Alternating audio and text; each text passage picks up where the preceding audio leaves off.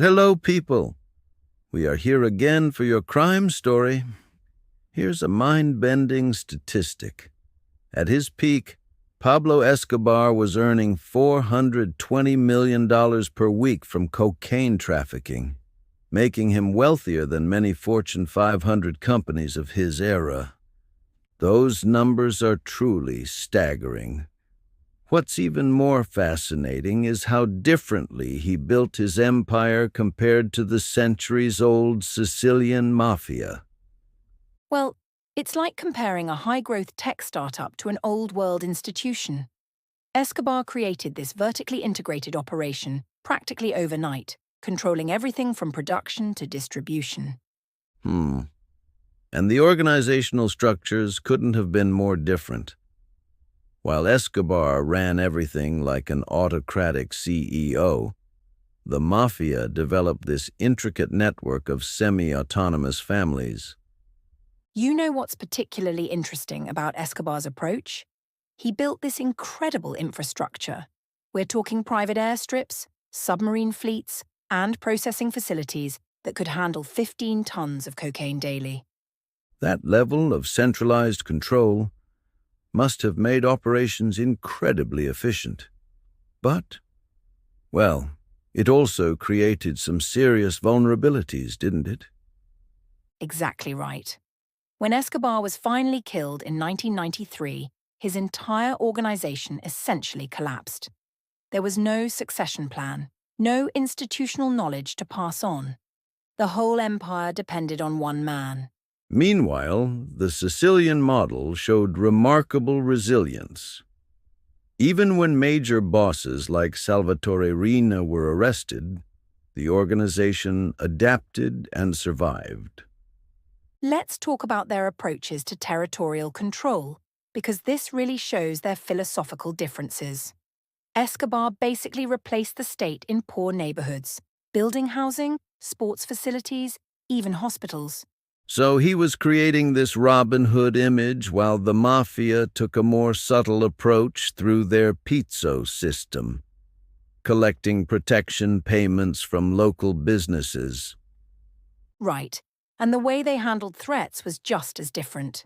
Escobar's response to any challenge was immediate and overwhelming, like when he had Justice Minister Rodrigo Lara Bonilla assassinated in broad daylight. The Mafia traditionally preferred patience and subtlety, though that changed dramatically in the 1990s with the murders of prosecutors Falcone and Borsellino. You know what's fascinating? The way these different approaches reflected their respective eras.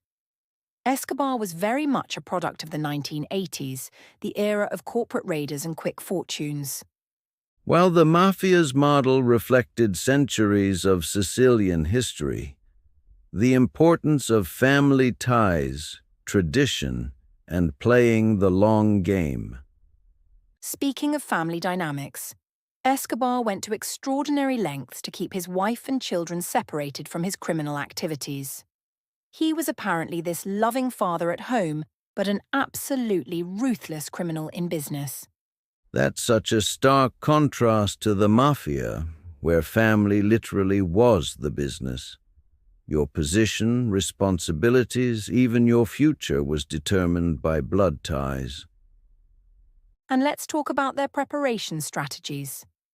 Escobar built what he called contingency infrastructure.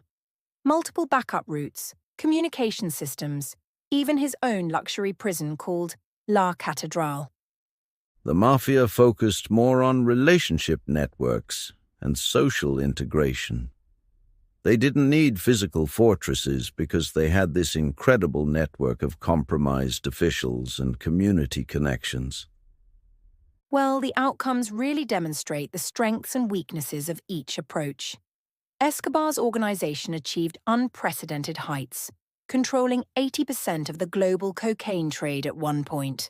Though the Mafia's slower, more institutional approach proved more sustainable. They've survived for over a century despite numerous government crackdowns. You know what's particularly relevant about all this? The lessons about organizational structure apply far beyond criminal enterprises. A centralized organization can move quickly and achieve dramatic results, but it's inherently vulnerable. While a decentralized structure might be less efficient, it's far more resilient. It's almost like comparing traditional corporations to modern distributed organizations. Looking toward the future, these contrasting approaches still offer relevant insights about power structures and organizational design. The trade-off between efficiency and resilience remains crucial in legitimate business, though hopefully with better ethical foundations than either of these examples. The most important lesson might be that sustainable success requires more than just effective organization. It needs legitimate value creation. Well, as we wrap up, here's something to consider. Both organizations ultimately declined, but for different reasons.